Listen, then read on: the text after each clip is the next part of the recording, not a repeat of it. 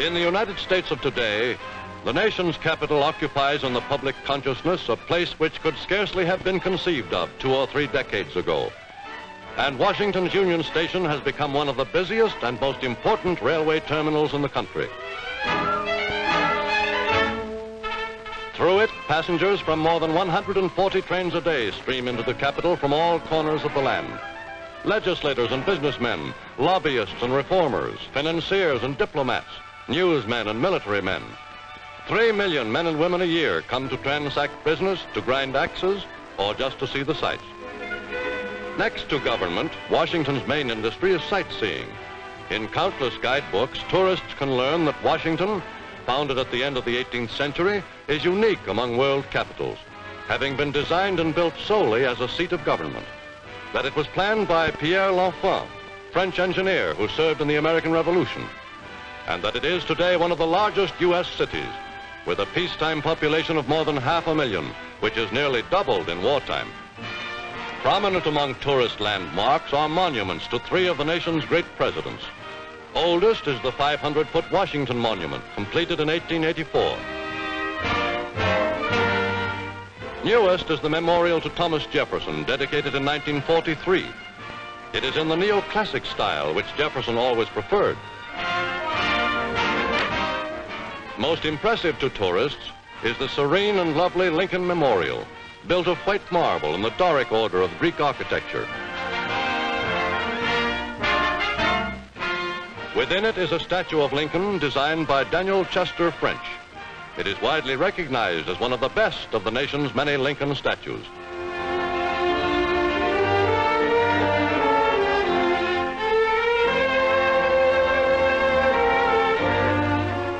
Proclaimed at its dedication as a shrine at which all can worship, this is a memorial not merely to one of the greatest of Americans, but to the American ideals and aspirations which Lincoln embodied in his Gettysburg Address, in sentences as clean and spare and beautiful as the lines of the temple which today houses them.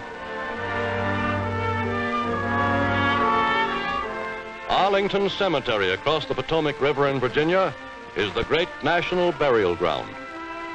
Here lie thousands who died in the various wars fought to preserve the nation, and with them are buried other thousands of great or little note who in their lives helped to build and shape it. The famed Arlington Amphitheater, erected as a memorial to the heroic dead of the nation's armed forces, was designed as a setting for patriotic and military ceremonials. Most sought out by visitors is the simple block of marble beneath which lies the unknown soldier of World War I, guarded by a lone sentry.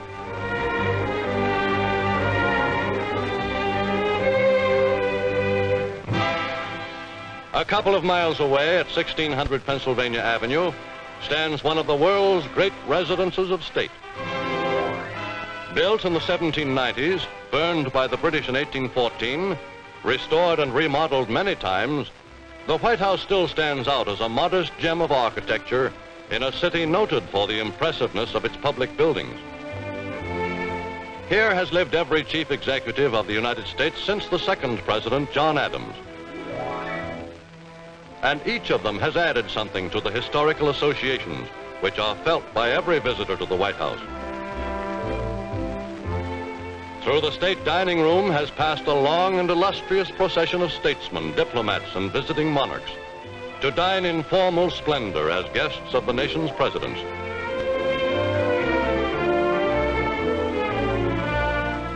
The famed Red Room, with its portrait by Sargent of President Theodore Roosevelt, was formerly used as a reception room at elaborate state functions. Today it is chiefly used to receive guests at small dinners. Apart from the rooms which in peacetime are open to the public is the swimming pool installed for Franklin D. Roosevelt. And on the floors above the public rooms are the private living quarters of the presidents and their families. In those quarters where no tourists penetrate, the personal tastes and interests of the successive chief executives are expressed in the furnishings and decorations chosen by each. And here, each president leads what little private life is possible for one called to this exalted office. Less frequently the scene of huge public receptions now than in times past, The White House has come more and more to reflect the tempo of modern government, as the office and home of perhaps the hardest working executive in the land.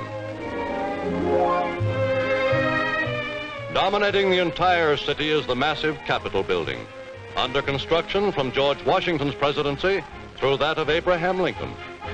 Home of the legislative branch of the American government, it houses the Senate in its north wing, the House of Representatives in its south. The sessions of both bodies are open to the public. On the floor of the Senate and the House, lawmaking is carried on in full view of visitors. Always keeping a sharp eye on current legislation from the congressional press galleries are the Washington newsmen, who serve as unofficial watchdogs of the people. Their reports to the nation are an essential part of the democratic process. Relations between the chief executive and the leaders of Congress do much to determine how smoothly the legislative machinery works. For Congress has always been jealous of its powers and wary of any attempts at presidential domination. To save time for busy senators, a private subway runs between the Senate office building, where they do much of their work, and the Capitol, where they must frequently be on hand for legislative sessions and committee sessions. The senator who would keep abreast of his duties as a legislator must make use of every minute of his time. Even in the Senate restaurant, he cannot afford to relax over his lunch. For the days in which the nation ran itself without much reference to Washington are gone, and the legislative process has become progressively more complex and difficult. In these days of big government, the multiplicity of bills under consideration calls increasingly for a wider understanding of more and more involved issues on the part of lawmakers. And to deal with these bills, a maze of committees, often overlapping each other, has been set up in both houses.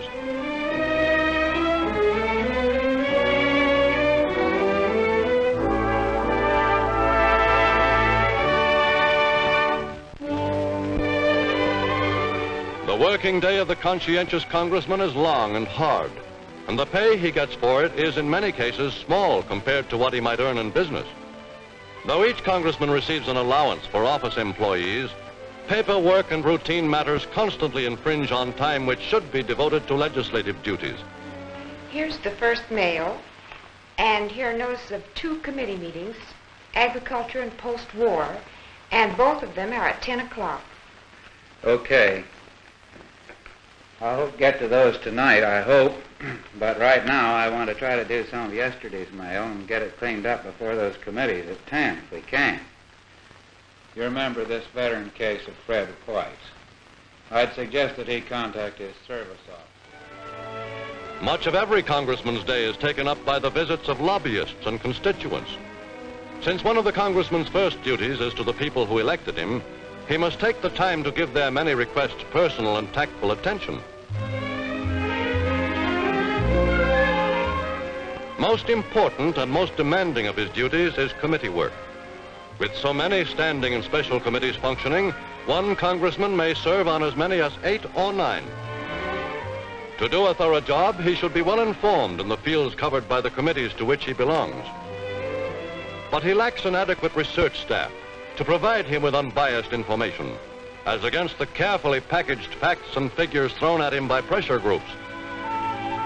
However long his office hours, however conscientiously he may work at home, few congressmen can meet the schedule expected of them, and still find time to keep themselves thoroughly informed on all the involved issues with which they must deal. Not far from the Capitol is the new Supreme Court building, where centers the authority of the third branch of the federal government, the judicial.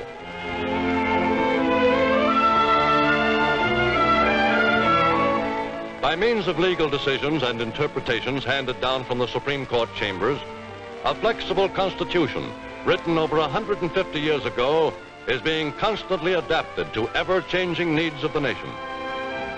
A long line of Chief Justices following John Jay, first among them, and the illustrious John Marshall, probably the greatest, has been instrumental in shaping the nation's constitutional history.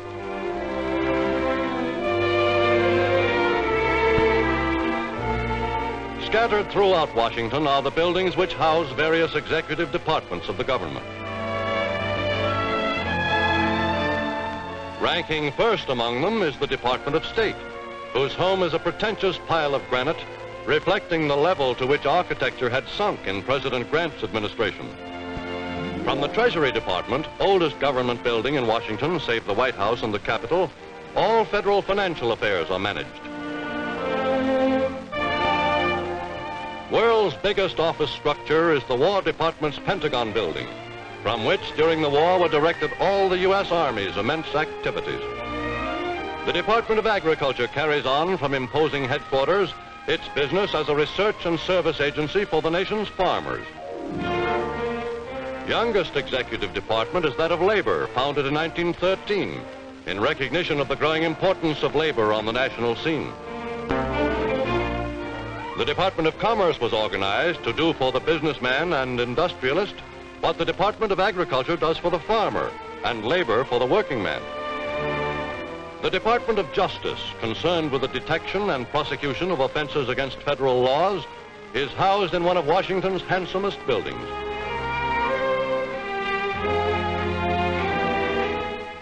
In this building are the headquarters of the Federal Bureau of Investigation, one of the great attractions of the capital for sightseers.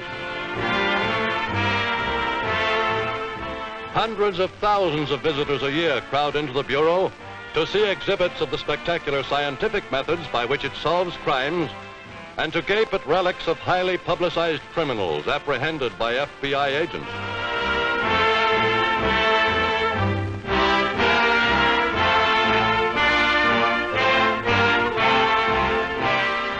Many visitors have added their fingerprints to the Bureau's civil identification files, for it is a part of the FBI's policy to encourage all citizens to register their fingerprints here as a means of establishing identity in cases of accident or other emergencies.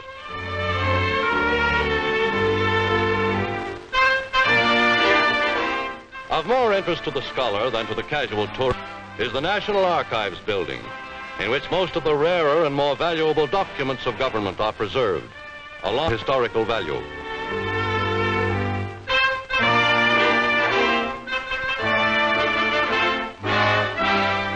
One of the great libraries of the world, the Library of Congress, contains more than 5 million books and pamphlets, 2.5 million maps, charts, and musical compositions, and countless original manuscripts. Here, surrounded by the ornate excesses of the Renaissance as interpreted by 19th century architects, are preserved the nation's two most priceless documents, the Declaration of Independence and the Constitution of the United States. But though filled with monuments and museums and public buildings richly associated with the past, Washington's greatest days may well lie in the future.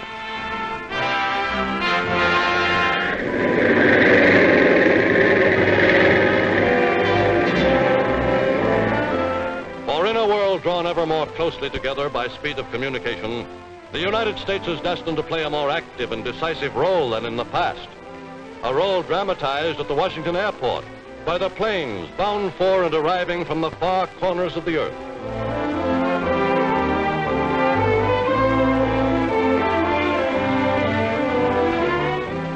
And as America faces her future, her citizens recognize that Washington can never again limit her vision to the boundaries of the nation, but from now on must look beyond to the uttermost horizons of the world.